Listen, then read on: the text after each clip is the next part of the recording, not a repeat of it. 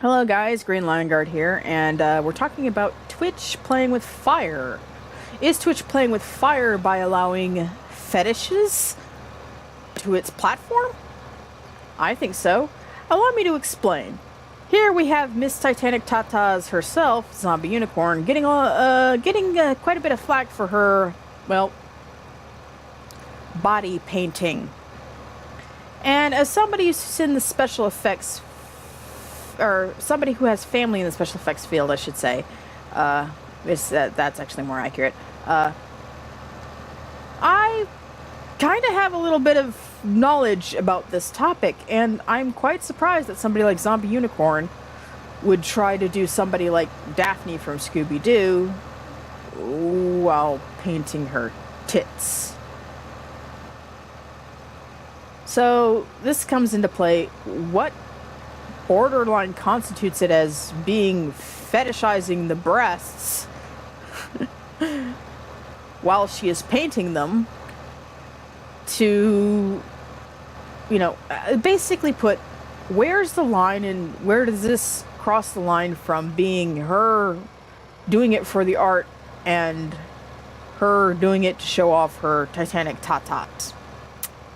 And a lot of people ask that question, so we're going to cover that. First of all, Corn is interested in the art form itself. I'm going to do her a favor, and I'm going to drop a little bit of info upon her about the paints she is using and an article of clothing she might want to consider. First of all, you've got a little white bikini top looking item called a body paint suit. It is a particularly interesting investment for body painters, but not something Zombie Unicorn would want to sneeze at. The second thing is, her paints that she's using are horribly inconsistent, which makes me assume that they're just non-toxic paints from Walmart.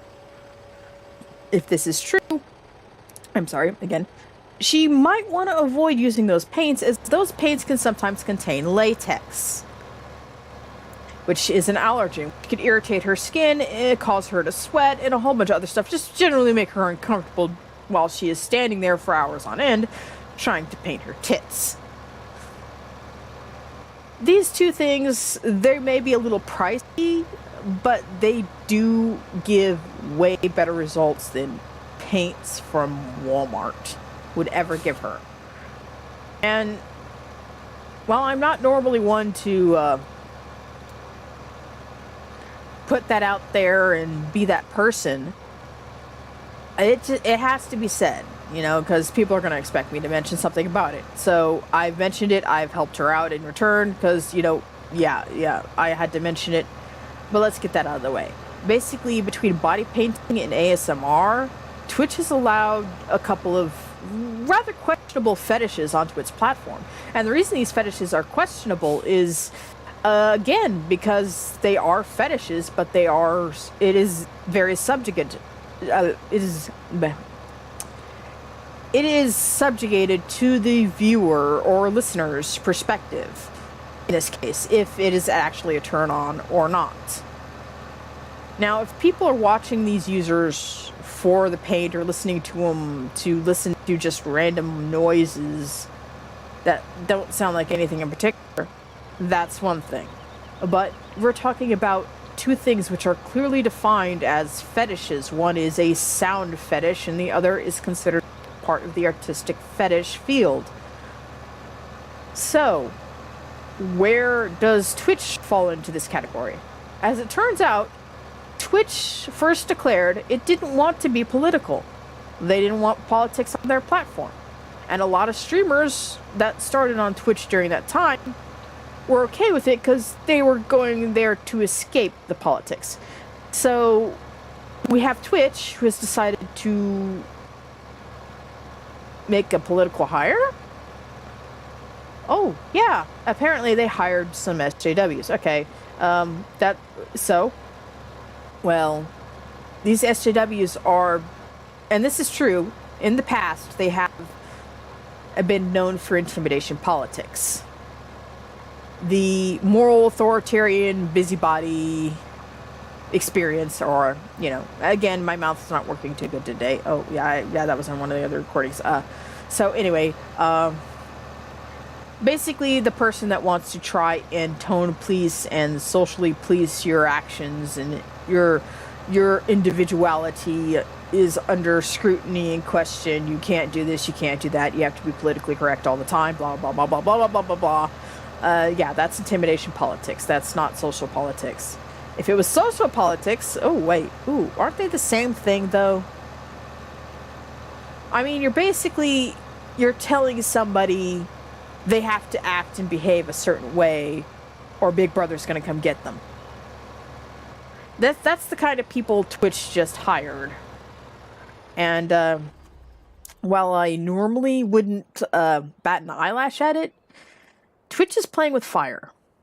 They are. There is no excuse for this behavior. Twitch is playing with fire.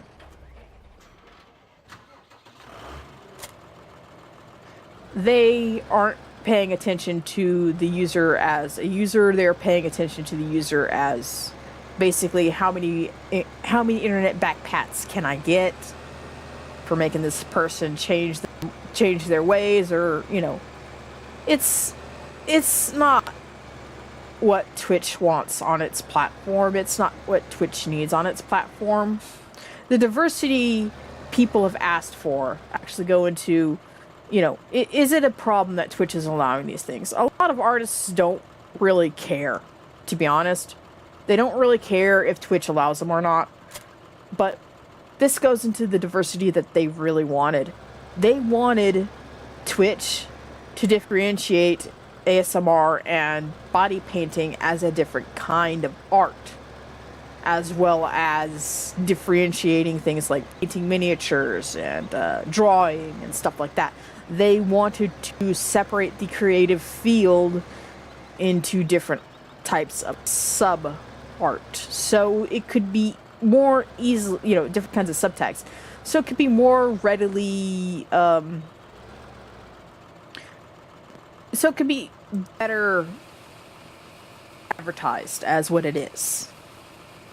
And to have diversity hire sit here and say, oh, we're going to make sure that Twitch is much more diverse, and have it be about the people and not what they create, a lot of creators are getting uneasy.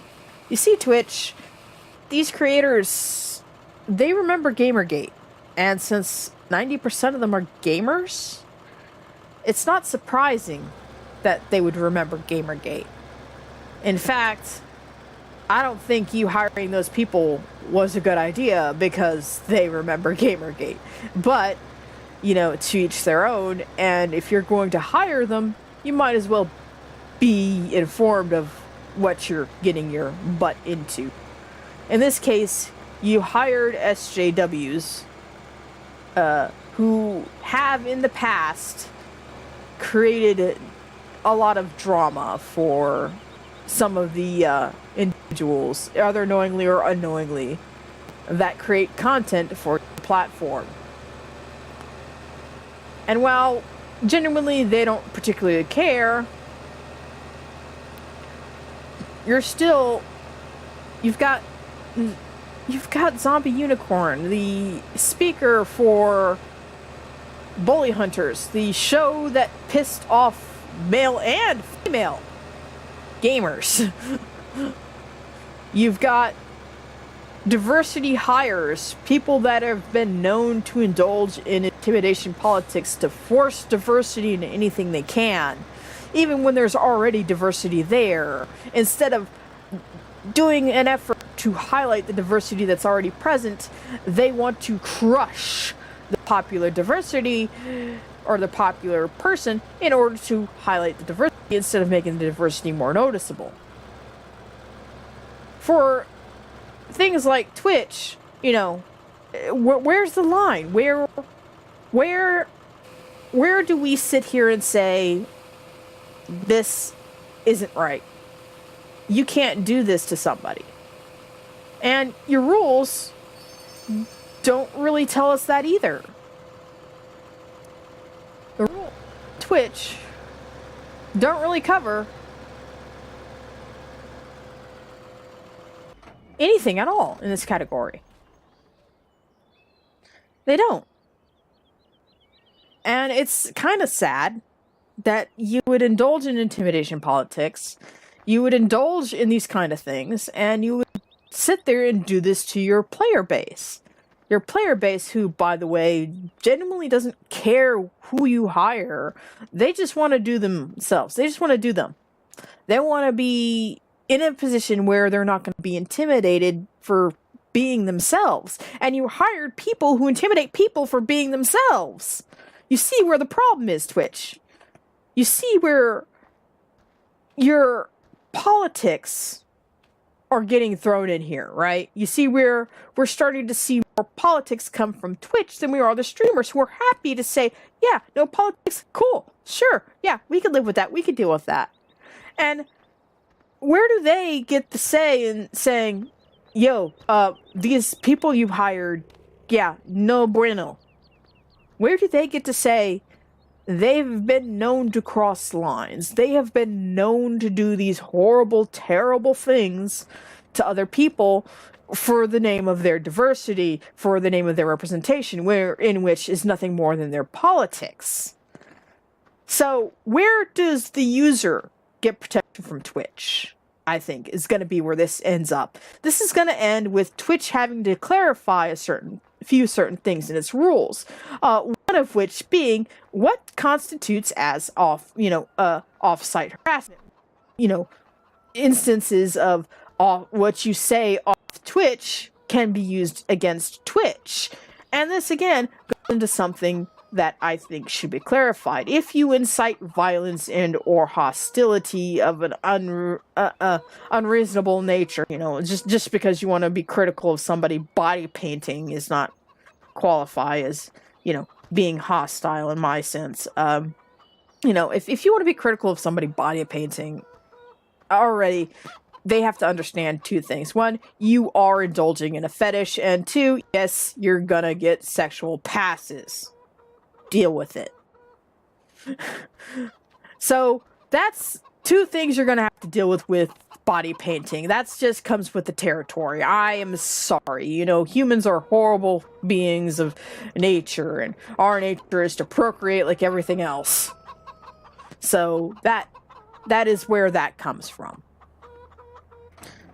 The other option, the other insight in this case is where does Twitch's power to do anything about what you say off of Twitch stop? And that, I think, is going to be the main factor. Add to that one rule is that Twitch isn't exactly saying where its power stops. And I think, threatening to SWAT or threatening illegal activity against a Twitch streamer is one thing, but sitting there and being critical of a Twitch streamer, that's something else entirely. If you're actively threatening to hire an assassin or something like that, that's one thing. Of course, yeah, I will agree that guy needs to be off of Twitch. If you're going to sit there and create a moral panic on Twitch about somebody being critical of your body painting, off of Twitch. I'm sorry, Twitch. I don't think you should have any say in that. I think you should go tell them to go fly a goddamn kite.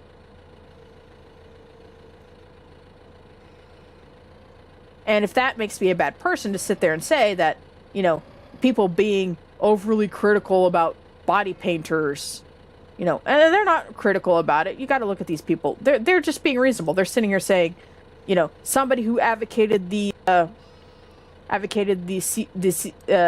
people stop subjugating women, indulging in an art form that subjugates women as a canvas is kind of strange. Yeah, that is kind of strange. That's kind of counterproductive to what Zombie Unicorn keeps claiming she wants to achieve. So, of course, people are going to question now Zombie Unicorn's claims that she wants people to stop sexualizing women because here she is indulging in a fetish. Turning around, it's not sexual when in fact it actually is. But that can be constituted to nothing more than mere ignorance of what body painting actually is, because she does strike me as somebody who is an amateur, but she also strikes me as somebody who is genuinely interested in the art form. But to be interested in the art form, you have to be open to learning about the art form, both the good and the bad. So, in conclusion, Twitch is playing with fire here. They're being abnormally hostile to their creator base. They're being hostile to the people that make content for them, without even realizing that 90% of these people know about Gamergate. They know the truth about Gamergate. Not what the media spins about Gamergate. They know the truth about Gamergate. And a good portion of them are probably supportive of Gamergate, since it was a consumer-driven movement to stop games journalists from lying about certain things. And when they were lying about certain things, they were basically causing a lot of damage to the games industry as a whole. They were intimidating women. They were basically being sexist towards men. They were being abnormally violent. They were being harassive. It was a lot of defamation from the media, from the games journalists themselves. And yet, your diversity hires are these games journalists. Yeah, Twitch is playing with fire. And I don't know how much longer Twitch is going to be up. So, as a streamer, I'm going to look into my other options. I'm going to be looking into other places where I can stream and other places where I can host. I'm uncomfortable with any place that's going to sit here and try and shove politics down my throat. As an egalitarian, I find that utterly repulsive in the entertainment industry, because as an egalitarian, mine is everybody gets the opportunity, but they don't always get the job. If you've got the skills, you should be able to get the job. If you went to college, if you didn't go to college, that shouldn't matter. But if you have the skills, if you've got more skills in your life experience than you do in your college education, your skills as a whole should be accounted for. Well, that's all I've really got to say on this issue of Twitch. I might come up with another video revolving around some other media topics, but like I said, what we're dealing with here is Twitch has, after saying you don't want to be political, they're indulging in double standards. They have politically driven diversity hires who are going to make it political.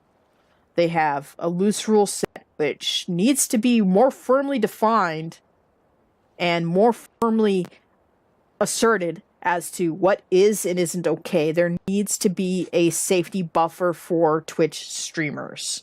There needs to be a point in which Twitch says, we can't do anything about that. You're out of luck. And it needs to happen, because Twitch was the one that didn't want to get political. And I think that for some other case, in a point, I think for the sake of being friendly, that they're gonna sit there and already say that, yeah, we probably shouldn't have let them speak like that to our base of content creators. It was very inappropriate of them. We will make sure that they won't put their politics into this. And it's something that Twitch needs to do. They need to decide, are you there for the politics, or are you there to actually create content? Well, that's all I got for today again. And I will see you guys next time. And hopefully Twitch understands where I'm coming from when I say they need to be a little more, or should I say a little less political about their current ideas on what should and shouldn't happen to the platform. I'll see you later, and maybe there'll be another upload today. Who knows? Bye.